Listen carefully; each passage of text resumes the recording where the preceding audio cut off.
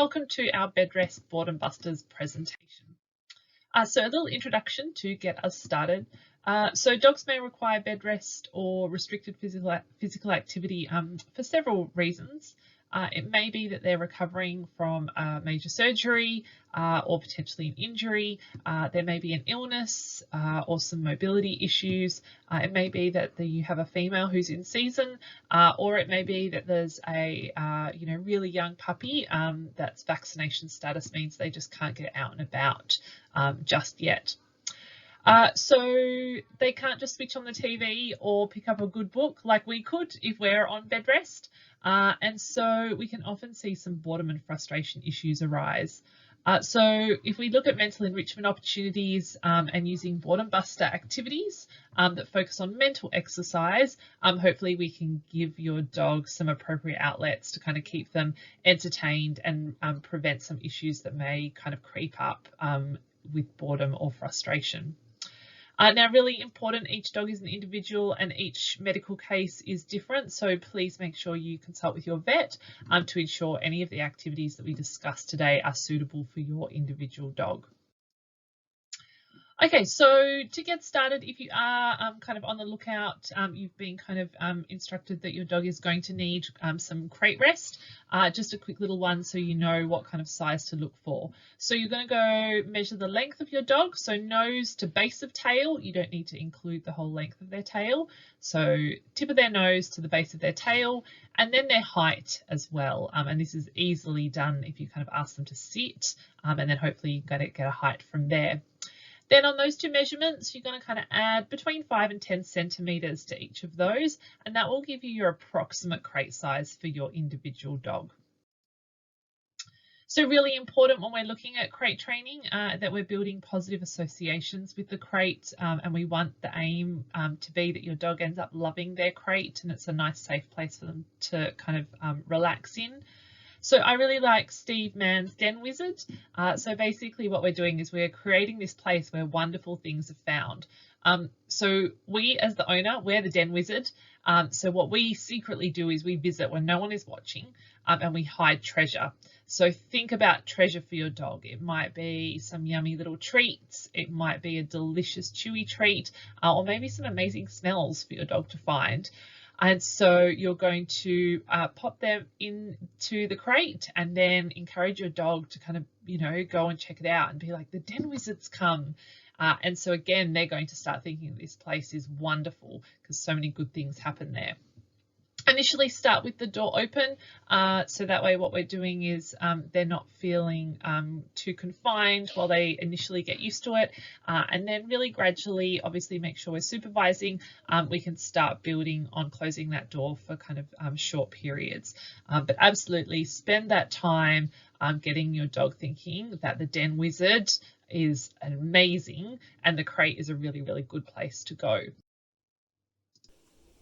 So Jinx is in his crate here. The Den Wizard has been and brought him a delicious stuffed Kong. So you can see that really nice relaxed body language, soft ears, and he thinks that nice soft face, and he's kind of really enjoying what the Den Wizard has brought.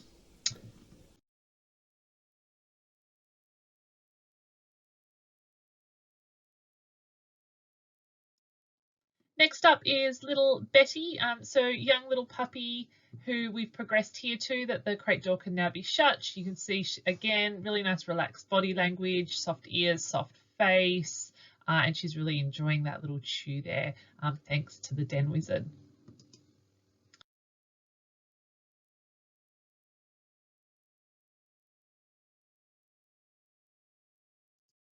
And next we have Kira. So Kira has had so many positive associations with her crate that absolutely this is where she chooses to kind of rest and snooze now. So again, this is what we're after. We want dogs to kind of be able to go in there and feel really nice and calm and settled.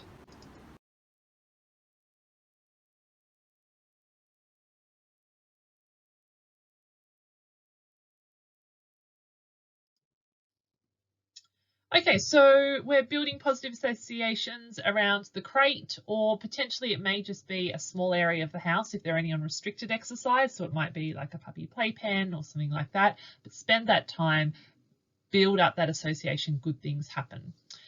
Then we can also look at some boredom buster ideas that we can do is to feed the fun way. So dogs naturally enjoy hunting and foraging for food. It's a big part of being a dog. And so what we can do is we can kind of ditch the dog's food bowl and we can use their daily meal in kind of interactive food toys and games. So do start with easy enrichment games. We don't want to make the game too hard to start with because we want the dog to enjoy it instead of being frustrated and giving up. By all means, we can then add little challenges as we kind of go. Always keep safety in mind. Again, each dog is an individual, so supervise as you give them these activities. Make sure that they're not trying to ingest any kind of pieces of the toy or anything like that. So do keep safety at the forefront. We do want to make sure this is calm engagement. So again, we're going to choose appropriate games for your individual dog. We don't want overexcitement. We don't want frustration. So watch their body language. You're looking for that nice, calm, soft, relaxed body language to show that they're enjoying the activity, but they're not over aroused by it. Okay, so here's some ideas. So number one is the Kong. They come in a range of colours. So you can get a pink or a pale blue, which is your puppy Kong. The classic Kongs are red, so they're a slightly harder rubber. And then the extreme Kongs, they're those black Kongs you can see in the picture.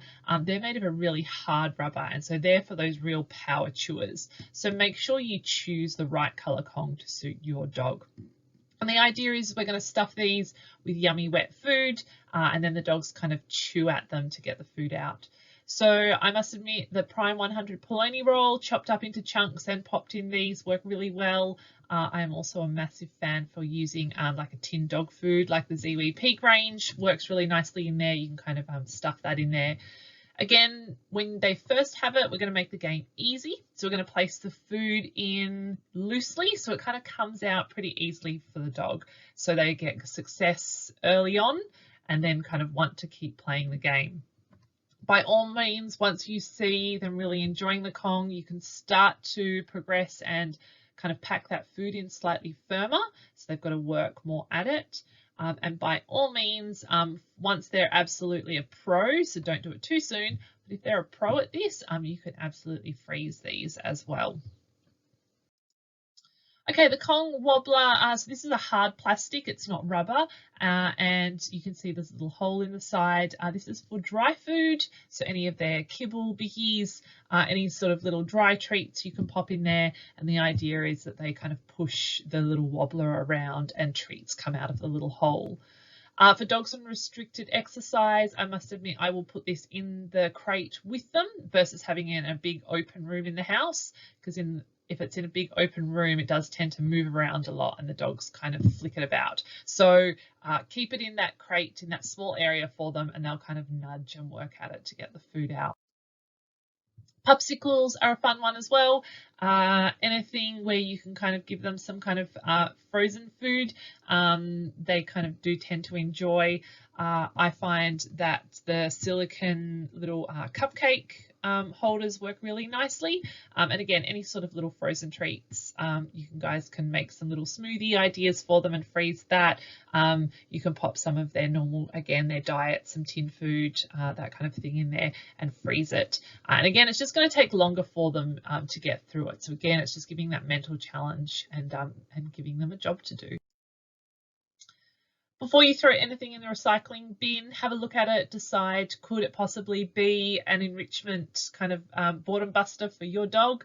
So it might be an empty cereal box, an empty egg carton, a tissue box. The idea is you're just going to pop a few little treats inside, close it up, and then let your dog kind of chew at it, rip open the cardboard so that they can get access to the yummy food. Snuffle mats are another really nice one as well. So this is a rubber mat with strips of polar fleece on it. What we do is we sprinkle dry food over the top, and then the food kind of disappears into the little bits of polar fleece. And so the dogs have got to use their nose to sniff and snuffle and find their food. And again, anything to do with sniffing is really calming for our dogs. So a really nice opportunity to give them something that they love to do, and it's nice and calm as well. Your licky mats or licky bowls are another good option as well. So the licky mat is flat. The licky bowl, as you can see in the picture, has a nice curve to it. And again, the idea is that we can smear it with some wet food. So again, it might be some tinned dog food, peanut butter, cream cheese. They're definitely favorites in my household. And you're going to smear it. And again, licking dogs really enjoy. It's nice and calming, and it's giving them something to do to kind of give them that mental challenge. And absolutely, we can just do some nice simple scatter feeds. So again, for a dog on restricted exercise, it might be that they're on lead. We can take them outside onto the grass and then, you know, get some of their normal food, just some of their kibble works perfectly fine, and scatter it around the area. So instead of just gobbling it up out of a food bowl, they've got to sniff and snuffle and use up some mental energy as they find their food. Okay, so let's move on to some training activities that we can provide our dogs. So a little case study here, this is little Archie. So he was a 14-week-old little Labrador mix. He had a spiral fracture to his right hind. And so he was on strict crate rest initially, but then these videos here, the vets have given him the okay that he could now have short sessions of on-lead exercise. So here's some little games that we played with him, again, to give him that mental exercise and to try and kind of keep a bouncy, exuberant puppy as calm as we possibly could while he was recovering. Okay, so this is a game of choosies here. I've got a treat in one hand, nothing in the other. He's got to sniff at my hands and just kind of figure out which hand is the treat. So it's got sniffing and it's got treats. So it's always a favourite. You can see I'm keeping my hands low to prevent any kind of bounciness, especially from a young puppy.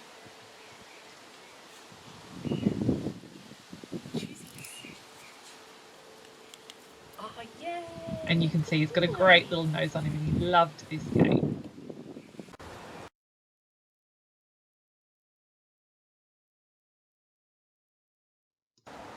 Okay, so next up we taught him a little nose touch. So this is a great little exercise for moving puppies through environments, call them away from something, gets a really nice recall.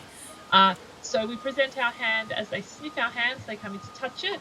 We mark it with a yes to tell them they've done the right thing, and then they're going to get a treat.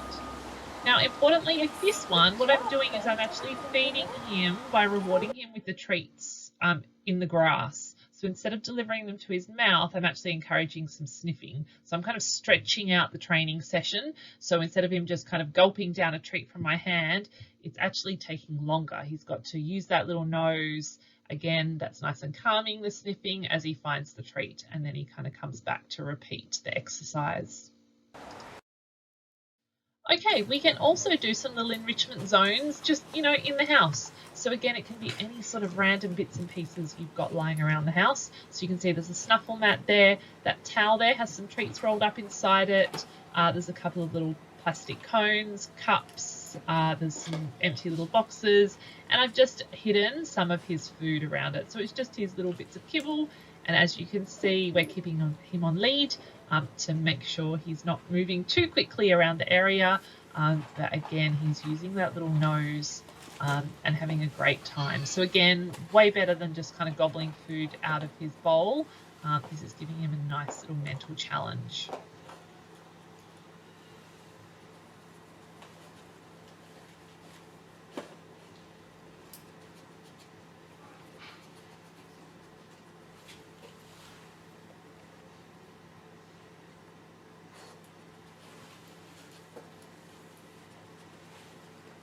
Okay, this is the last little video for Archie. So this is Steve Mann's rucksack walk. This is a modified version for little Archie. I do recommend you Google rucksack walk. It is life-changing. Dogs absolutely love it. But let's have a watch of little Archie now. So we brought lots of new kind of different little smells in for him to investigate. So first of all, we've got a little garden glove, so he can kind of sniff and explore that. This video is actually about 15 minutes long, so I've actually edited it so just short little sweet bits, so you don't need to sit and watch 15 minutes of little Archie sniffing, even though he is very cute. Here he is sniffing some rosemary, and then this is a little horse brush, So again, when they're on this restricted exercise regime, they can't get out and about as much. They can't sniff. And so if we can bring some nice little smells home to them, it's a really nice little mental exercise for them, and they do really, really enjoy it. So whether it be that you have been to a friend's house, you've been out and about somewhere, maybe something that you've gotten from work, bring it home, let puppy or your dog explore it. So there was some beach smells in that little tub, and then we finished with a little toy here for him to kind of explore. So think about bringing smells home to your dog, because they're not being able to get out there and explore the world with their nose like they normally would, and they will absolutely have a great time. Okay, so a really quick little summary. So first of all, do make sure that you speak with your vet to make sure that the activities we've kind of chatted about suit your individual dog. Ditch the food bowl and feed the fun way. So find some ways to kind of keep your dog mentally challenged using their normal diet. When we're doing that though, do make sure that we're keeping safety in mind and supervising as the dog's kind of enjoying themselves. Remember that Den Wizard idea, build that positive association. We want your dog to really like being in their crate. Try some of the low impact training activities, have fun with it, and thanks for watching. And we hope that your dog is on the way to a speedy recovery.